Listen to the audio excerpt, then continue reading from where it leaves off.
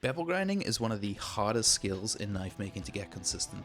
So in this video, I'm going to show you the repeatable process I use to grind clean bevels that not only look good, but actually cut exceptionally well. So before we just go to the grinder and start hogging away material, we're going to look at our stock material, measure the thickness and put a center scribe down the middle. Mine's measuring at about 2.3 millimeters, so I'm just going to set the calipers for about 1.1 millimeters, leaving a 0.1 mil of a gap between the two. So now that that's done, we're going to hit the grinder at about a 45-degree angle, trying to get to that line that we just scribed. We're only trying to break the 90s here and give ourselves a steep angle to grind to. It's generally best to use a worn out belt to do this, as if you were using a fresh belt, it's just going to shear off the abrasives and you'll be left with a very dull belt. I'm using a belt that's already ground about 2 to 3 knives. So now that we've cut in our 45s, we're going to approach the grinder at a slightly shallower angle. This is going to push the bevel slowly up towards the spine of the knife.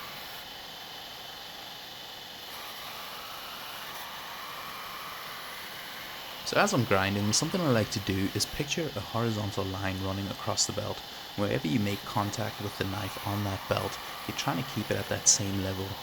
So when you're following the natural curvature of the blade, you'll drop the hand that's holding the tang to allow that curvature to just keep the contact at the same point at all times.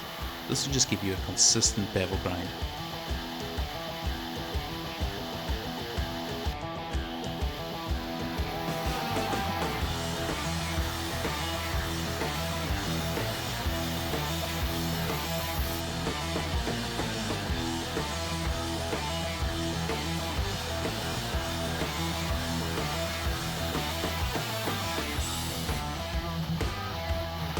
Yeah, this is a pretty bad planned camera angle on my end.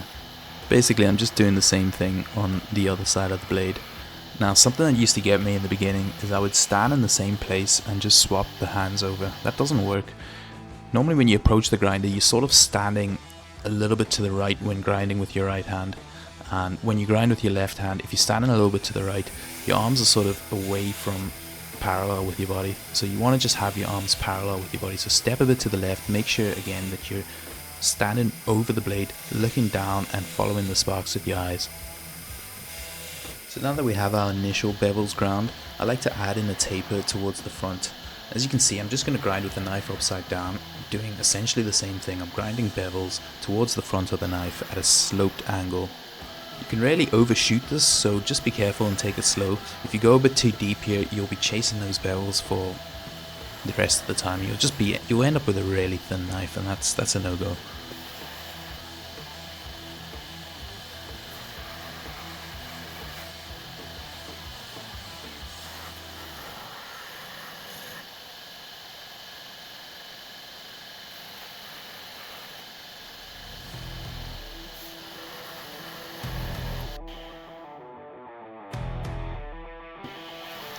So now that the taper has been fully ground in and I'm happy with the angles that I've achieved, I'm going to start really bringing that bevel down towards the spine. At this point we start to see the knife actually take shape. So at this point you can see how I'm approaching the grinder, holding the knife diagonally. This is just to allow that maximum contact with the grinder belt. It's going to take away any waviness and really set us up for success when it comes to hand sanding.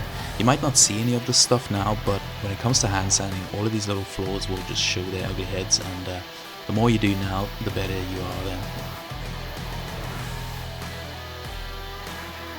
As you can see, when I started grinding the bevels, I was approaching the grinder with the blade lying horizontal, whereas now I'm sort of tilting the tip downwards.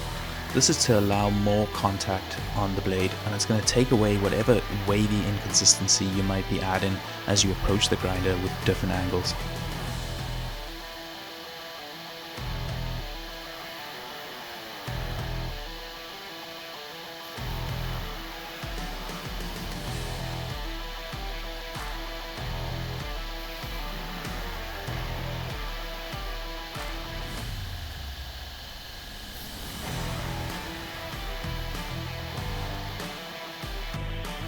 Not much more to say here. As you can see, just take your time, dip the blade constantly after each pass, assess, see where you need to add more pressure, see where you need to adjust your angles. It's not actually that hard once you get the hang of it.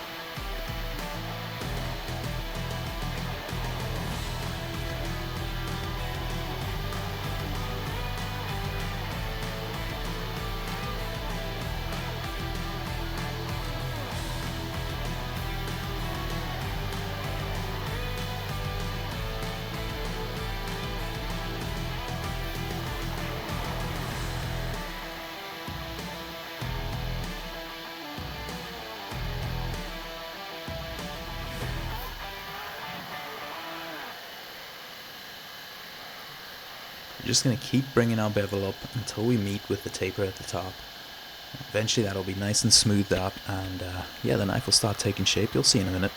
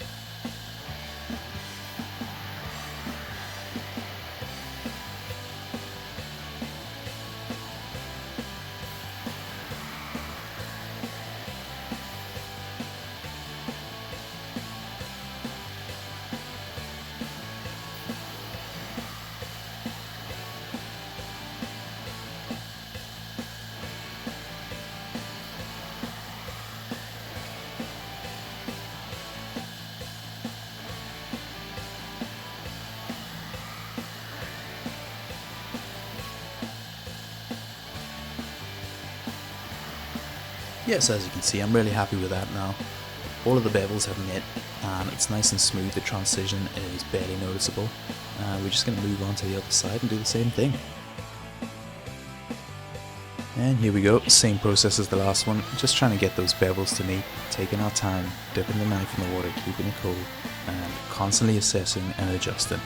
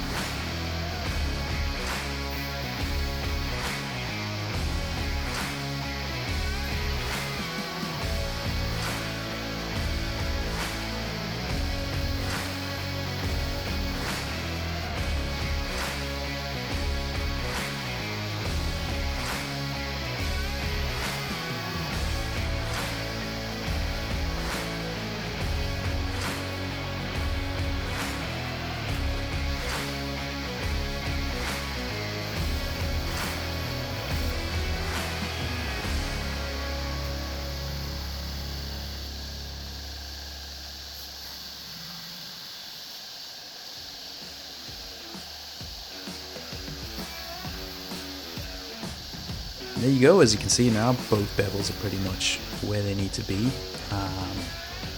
Basically just going to assess it from here, see if there's any high spots that need just taken down, and make sure everything's consistent. So As you can see, my choil's not perfectly even, and because everyone just loves a good choil shot, I like to take the time to just make sure I get that pretty even and consistent. So I'm just going to keep hitting it on that same spot, making sure I don't overheat it, and just take it slow, try and get it to the same height.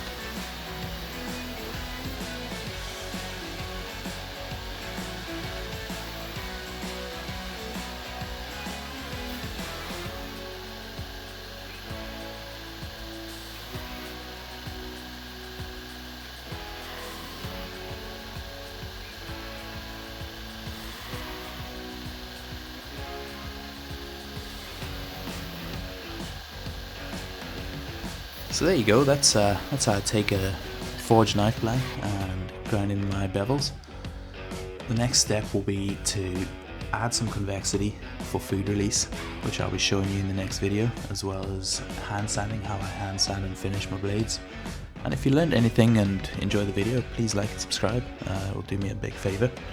I'll be doing plenty more videos like this and trying to help out where I can. If you have any questions, just shoot down below. And if you want to buy a knife from me, my website is linked in the description. Thanks so much, have a good day, peace.